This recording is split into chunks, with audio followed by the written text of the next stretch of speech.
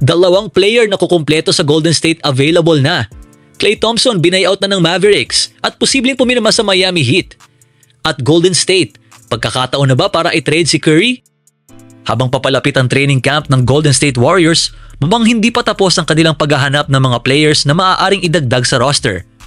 Naiulat na interesado ang Warriors na bigyan ng training camp contract si Dalen Terry, isang dating first round pick ng Philadelphia 76ers, at maaari itong maging simula ng isang kompetisyon para sa huling roster spot.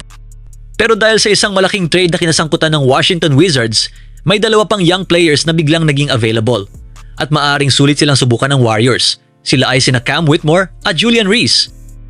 Maraming Warriors fans ang siguradong pamilyar kay Cam Whitmore. Noong 2023 NBA Draft, inaasahan ng marami na mapipili siya sa top 10, pero bigla siyang bumagsak hanggang number 20 kung saan siya kinuha ng Houston Rockets. At noong draft night, may ilang Warriors fans na umaasang makukuha siya. Pero pinili ng Golden State si Brandon Podziemski sa number 19, isang pick na hanggang ngayon ay bahagi pa rin ng kanilang core. Samantala, hindi naging kasing ganda ng inaasahan ng development ni Whitmore.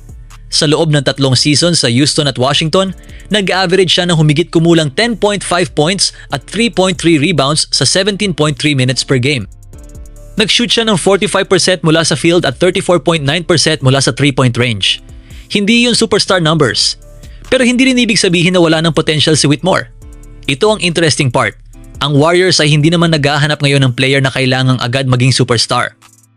May Stephen Curry sila, may Draymond Green, may Kristaps Porzingis, at hinihintay nila ang pagbabalik ni Jimmy Butler at Moses Moody. Ang kailangan nila sa huling bahagi ng roster ay maaaring isang high upside young player na pwedeng i-develop. At iyon ang profile ni Whitmore.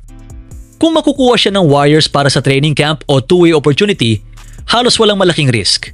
May athleticism siya, may scoring ability, at may experience na rin sa NBA. Ang tanong lang, kaya ba siyang i-develop ng Warriors sa tamang role? Kung si Whitmore ay scoring wing, ibang profile naman si Julian Reese. Nagkaroon siya ng malaking opportunity sa Washington noong nakaraang season, lalo na dahil nasa rebuilding phase ang Wizards.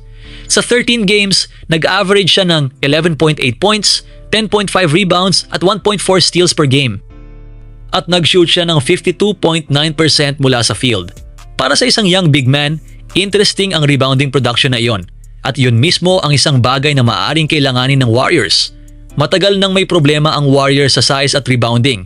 Kaya kahit hindi pa siya polished NBA player, maaaring tingnan ng Golden State Series bilang developmental project. Hindi niya kailangang agad maging starting center.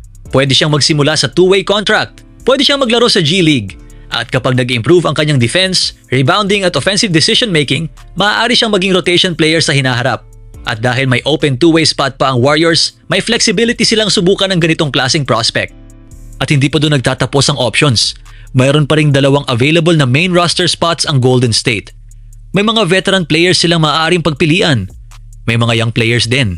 At mukhang determinado ang Warriors na magkaroon ng full roster bago ang opening night. At ngayon, malaking balita ito para sa buong NBA. Si Klay Thompson ay inaasahang lilipat sa Miami Heat matapos magkaroon ng buyout sa Dallas Mavericks.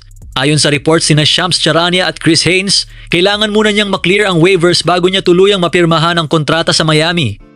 At kung tutuusin, sobrang interesting ng fit ni Klay sa Heat, lalo na dahil kasama niya ngayon sina Giannis Antetokounmpo at Bam Adebayo. Noong nakaraang season sa Dallas, hindi naging maganda ang numbers ni Klay kumpara sa peak years niya sa Golden State. Nag-average siya ng 11.7 points at 2.1 rebounds per game. Pero hindi ibig sabihin nito na wala na siyang value.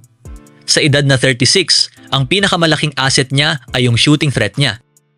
At dito pumapasok si Giannis. Kapag nasa loob si Giannis at nag-collapse ang depensa, kailangan ng Miami ng mga shooters na kayang magparusa mula sa 3-point line. Si Klay mismo ang klase ng player na kayang magbigay niyan. Isa sa problema ng teams kapag kaharap si Giannis ay kung paano nila siya pipigilan ng hindi iniiwan ng shooters. Ngayon, kung may elite level shooter kang nakapwesto sa labas, mas magiging komplikado ang defensive rotations. Pero hindi rin dapat maging overhype. Hindi na natin naasahan na babalik bigla si Klay sa prime Warriors version niya. 36 years old na siya at nakita natin noong nakaraang season na bumaba na talaga ang production niya.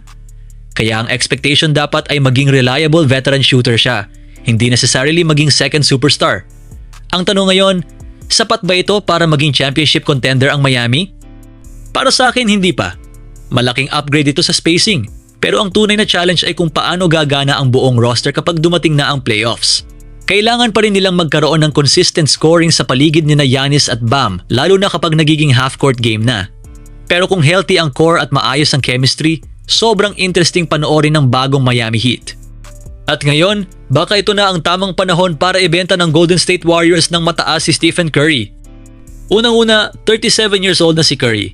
Kahit elite pa rin ang performance niya, hindi na maikakaila na papalapit na siya sa final chapter ng kanyang career. At ang malaking concern ng Warriors ngayon ay hindi lang ang edad ni Curry, yung direction mismo ng team. Kung titignan ng off-season, hindi nagkaroon ng malaking move ang Golden State na magpapakita na ready silang maging championship contender agad. At dito nagiging complicated ang situation. Kung magre-resign si Curry at mananatili siya, kailangan ng Warriors na makahanap ng paraan para makabuo ng championship caliber roster habang nasa late 30 dekada na ang kanilang superstar. Pero kung hindi siya mag-extend ngayong off-season at magkaroon ng possibility na maging free agent sa susunod, mas delikado para sa Warriors dahil ang pinakamasamang senaryo ay ito, mawawala si Curry nang walang kapalit. Kaya sinasabi ng article na kung hindi na realistic na manalo ang Warriors ng championship sa loob ng susunod na 2 o 3 taon, baka mas makabubuti sa parehong sides ang isang trade.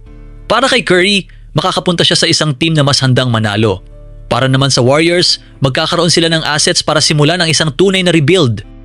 At dito nagiging interesting ang potential trade value ni Curry. Dahil kahit 37 na siya, hindi ordinaryong 37-year-old player si Steph Curry. Isa siyang 4-time champion, 2-time MVP, Finals MVP, all-time great shooter, at isa sa pinaka-marketable na player sa NBA. Kaya ang expectation sa trade package ay dapat napakataas. Ayon sa argument ng article, dapat daw humingi ang Warriors ng 2 starting caliber players, isang recent lottery pick at maraming first round picks. Pero syempre, may malaking tanong. Gusto ba talaga ng Warriors na tapusin ang Curry era sa ganitong paraan? Dahil hindi lang basketball player si Curry sa Golden State. Siya ang mukha ng franchise. Siya ang dahilan kung bakit nagkaroon ng dynasty ang Warriors. At pagkatapos ng lahat ng championships, records at memories na binigay niya sa Bay Area, magiging napakahirap para sa organisasyon na sabihin na, okay, panahon na para mag-rebuild. Pero kung magiging purely basketball decision, may punto ang article. Hindi mo alam kung hanggang kailan magiging elite si Curry at habang mataas pa ang value niya, mas malaki ang makukuha mong return.